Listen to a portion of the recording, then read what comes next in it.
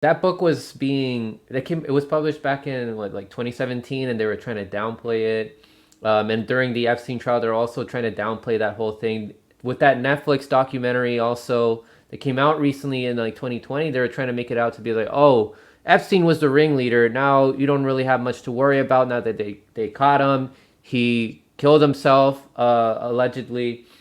Um, I want to show you this interesting tweet that I came across.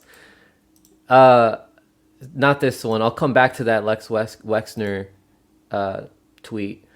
Bloomberg is trying to paint Ghislaine Maxwell as if she's a victim. So as if she was a part of this scheme. She was a tool that Jeffrey Epstein was using. Bloomberg put this tweet out. Ghislaine Maxwell's sex trafficking trial is set to be one of the biggest of the Me Too era.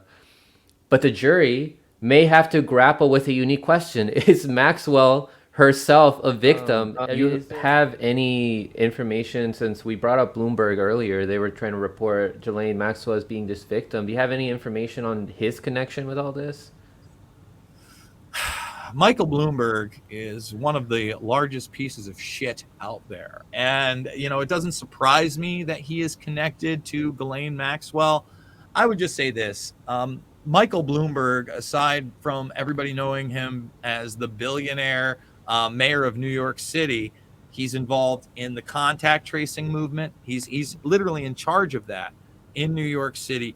Bloomberg Publications is one of the most pro-global globalist publications out there. They recently did an op-ed, a very long one, saying that Facebook and Amazon and Google should actually get seats on the United Nations. And again, it's a very globalist publication that's pushing authoritative sources like the United Nations and like global governance. So, he's just one of the many involved with these people. I'm certainly not accusing him of being a pedophile, but if you've heard some of the things that Michael Bloomberg has been involved in and, what he's done to some of his staff, he certainly seems like a sociopath to me.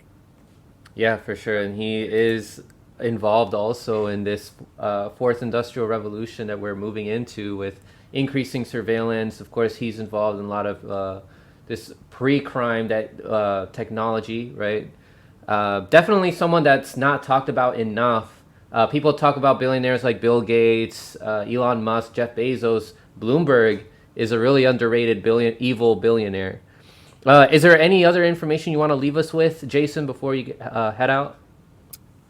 I would just say this. I would encourage people to check out all of the connections to Jeffrey Epstein in the intelligence arena, also in the philanthropy arena. You talk about the Clinton Initiative.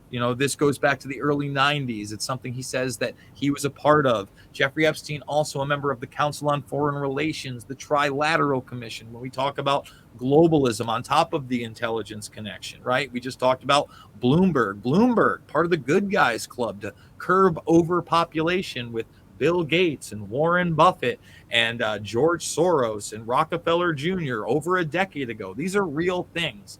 And the more and more that you continue down the rabbit hole of these people, of the Maxwell family, you not only find globalist interests, you find transhumanist and basically tech police state interests as well. This is the reality. This is the predator class cabal they really don't want you to know about. This is why they obfuscate the truth with blood ritual sacrifices, QAnon sense, and Oprah Winfrey. Although Oprah Winfrey is a member of the Good Guys Club, right? That's the thing. Oprah is a member of this club with Bloomberg, Gates, and others, Turner, for overpopulation.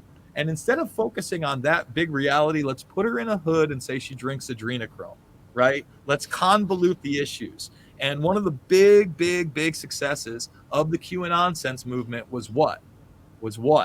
It was basically not letting you ask questions about high-level pedophilia in connection with the U.S. government, big tech, and people like Epstein, despite the fact you have Anthony Weiner, despite the fact you've got Dennis Hassert, despite the fact you've got Foley and a slew of others that have already been implicated in these types of scandals.